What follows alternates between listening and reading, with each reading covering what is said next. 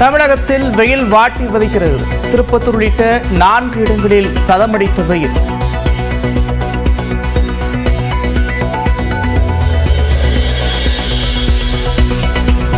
ஆயிரத்தி 1971 ஆண்டு மக்கள் தொகை கணக்கெடுப்பின்படி நாடாளுமன்ற தொகுதி மறுவரை செய்வதை மேலும் 30 ஆண்டுகளுக்கு நீட்டிக்க வேண்டும். முதலமைச்சர் மு.க. ஸ்டாலின் தலைமையில் நடந்த அனைத்துக் கட்சி கூட்டத்தில் தீர்மானம் நிறைவேற்றம்.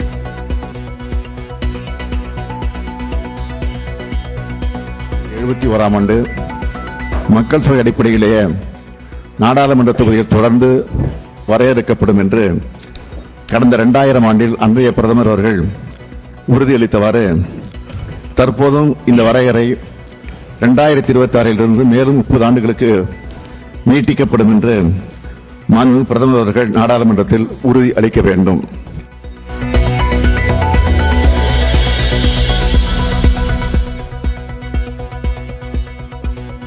தென் மாநிலங்களில் எம்பிக்களை கொண்ட கட்சி பிரதிநிதிகள் அடங்கிய கூட்டு நடவடிக்கை குழு அமைக்க தீர்மானம். குழு தொடர்பாக அனைத்து கட்சிகளுக்கும் அழைப்பு விடுக்க முடிவு.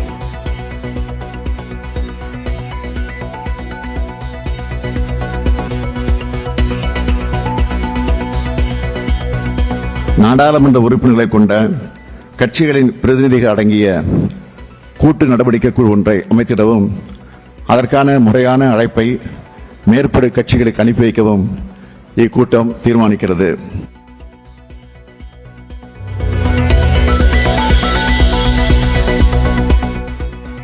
மும்மொழி கொள்கையை ஆதரித்து கையெழுத்து இயக்கத்தை தொடங்கியது தமிழக பாஜக.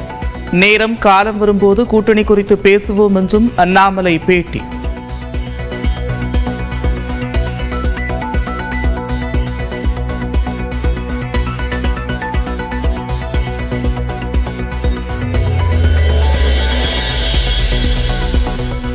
அதிக குழந்தைகள் பெறுபவர்களுக்கு ஊக்கத்தொகை அளிக்க வேண்டும்.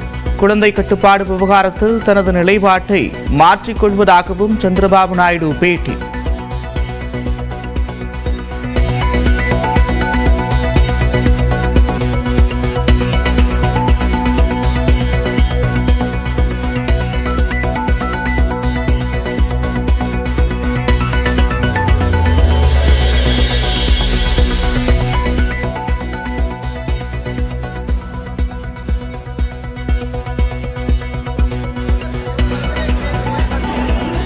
கோபிச்செட்டிப்பாளையத்தில் செங்கோட்டையன் பங்கேற்ற அதிமுக கூட்டத்தில் நிர்வாகிகளுக்கிடையே பயங்கர மோதல்.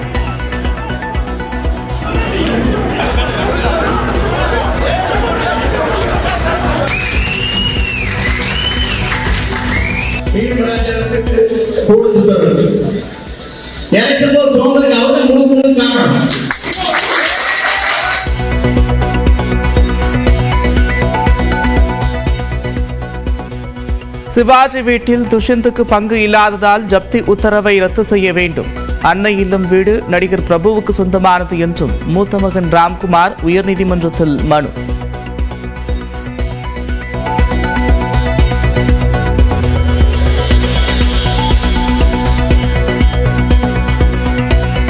நடிகர் சிங்கமுத்துக்கு அவதூறாக பேசிய வழக்கில் சென்னை மாஸ்டர் நீதிமன்றத்தில் ஆஜராகி சாட்சியம் அளித்த நடிகர் வடிவேலு. வழக்கு விசாரணை உயர்நீதிமன்றத்திற்கு மாற்றப்பட்ட நிலையில் இருவரும் அங்கு முறையீட்டுக் கொள்ள நீதிபதி அறிவுறுத்தல்.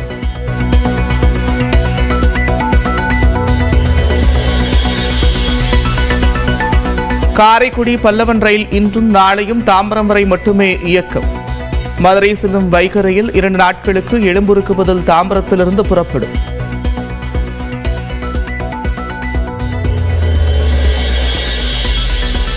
தமிழ்நாட்டில் +1 பொதுத் தேர்வு நேற்று தொடங்கிய நிலையில் 11,070 பேர் ஆப்சென்ட். மதுரையில் பேருந்து விபத்தில் காயமடைந்த போதிலும் ஸ்ட்ரக்சரில் வந்து தேர்வில் பங்கேற்ற மாணவர்.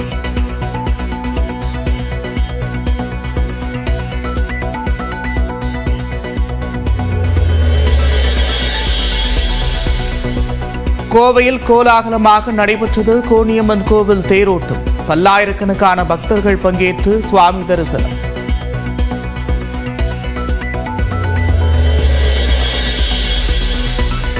திண்டுக்கல் மாவட்டத்தில் 1 கிலோ தக்காளியின் விலை 3 ரூபாய்க்கு சரிந்ததால் விவசாயிகள் கவலை. கூலி கொடுப்பதற்கு கூட வருவாய் கிடைக்காததால் விரக்தியில் குப்பை கொட்டும் அவலம்.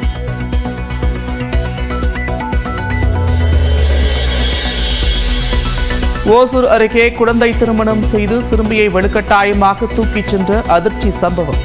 பாட்டியளித்த புகாரில் சிறுமியின் தாய்மாமன் உள்ளிட்ட 3 பேர் கைது.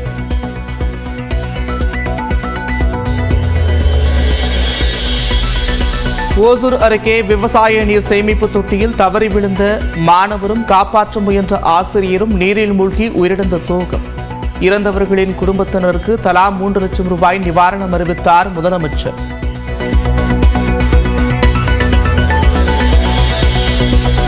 கோவில் திருவிழா இசை கச்சேரிகளில் சினிமா பாடல்களை பாடக்கூடாது, பக்தி பாடல்களை மட்டுமே பாட வேண்டும் என்று சென்னை உயர்நீதிமன்றம் திட்டவட்டம்.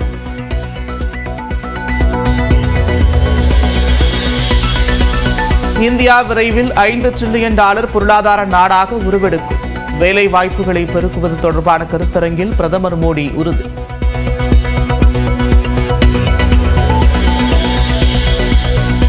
சாம்பியன்ஸ் கோப்பை அரையிறுதியில் தென்னாப்பிரிக்காவை வீழ்த்தியது நியூசிலாந்து.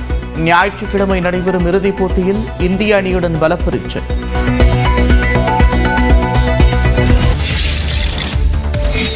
வனவிலங்குகள் பராமரிப்பில் அனந்த் அம்பானியின் அர்ப்பணிப்பு போற்றுதலுக்குரியது என்று கிரிக்கெட் ஜாம்பவான் சச்சின் டெண்டுல்கர் புகழாரம் சூட்டியுள்ளார். வனவிலங்கு பராமரிப்பை மேற்கொண்டு வரும் வன்தாராவின் சேவைகளை பல்வேறு தரப்பினரும் பாராட்டி வருகின்றனர். இந்த சூழலில் பிரதமர் மோடி கடந்த ஞாயிறன்று வன்தாரா வனவிலங்குகள் பராமரிப்பு மையத்தை பார்வையிட்டு அதன் பெருமைகளை தனது எக்ஸ் பக்கத்தில் பறைசாற்றியிருந்தார்.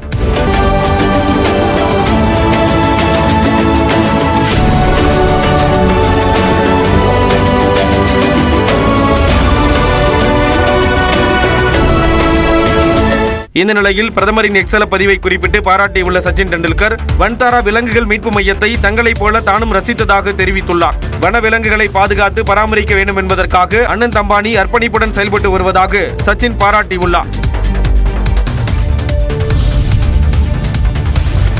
இந்திய பங்குச் சந்தைகளில் ஏற்பட்ட சாதகமான சூழல் காரணமாக முதலீட்டாளர்களுக்கு 7 லட்சம் கோடி ரூபாய் லாபம் கிடைத்தது. புதன்கிழமை காலையில் வர்த்தகம் தொடங்கியதும் மும்பை பங்குச்சந்தை குறியீட்டு எண் சென்செக்ஸ் நல்ல முன்னேற்றம் கண்டது. மாலையில் சென்செக்ஸ் 740 புள்ளிகள் உயர்ந்து 73,730 புள்ளிகளாக வர்த்தகம் நிறைவடைந்தது. இதேபோல் கடந்த 10 நாட்களாக தொடர்ந்து சரிந்து வந்த தேசிய பங்குச்சந்தை குறியீட்டு எண் நிப்டி புதன்கிழமை 254 புள்ளிகள் உயர்ந்து 22,337 புள்ளிகளாக வர்த்தகம் முடிவுற்றது. அதானி துறைமுகம், power grid, Tata steel, Adani enterprises நிறுவன பங்குகள் விலை உயர்ந்தன. பஜாஜ் பைனான்ஸ், HDFC வங்கி, கிராசிம் இண்டஸ்ட்ரீஸ் ஆகிய நிறுவன பங்குகள் விலை குறைந்து முடிந்தன. பொதுத்துறை வங்கிகள், ஊடகம், தொலைத்தொடர்பு, உலோகம் மற்றும் ஆற்றல் துறை பங்குகள் தலா 3 விழுக்காடு அளவுக்கு உயர்ந்தன.